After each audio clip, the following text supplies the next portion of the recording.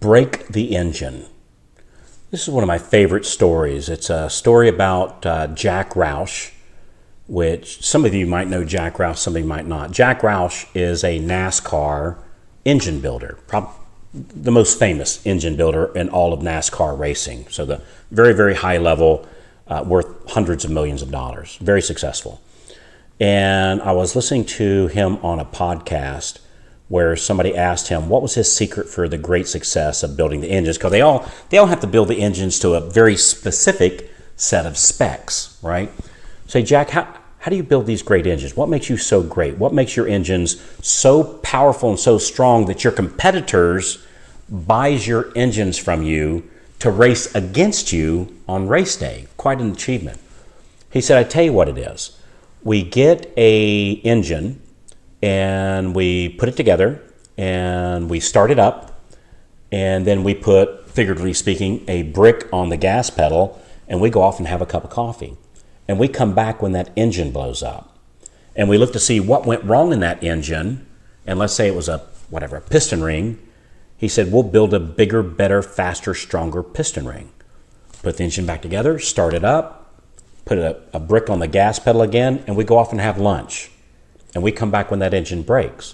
And let's say this time it was a crankshaft, whatever that is. I don't even know what that is, but a crankshaft. He said, if that's what breaks, we then build a bigger, better, faster, stronger crankshaft.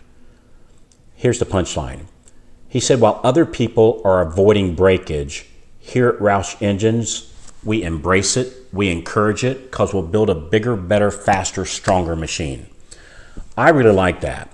So in our business, we can't be worried about or sit there and try to avoid, well, I can't let my assistant make this call, or I can't let this person do this call, because what if they don't do it right? What if it doesn't get done? What if? The thing about it is we have to let those things happen. What you'll find most of the time is nothing breaks at all, and the engine is actually humming along pretty well. And awesome. Now, while your help is working on this part of the business, you can spend more of your time out prospecting, which is that's what the top producers do. Whoever spends more time prospecting closes more loans, period.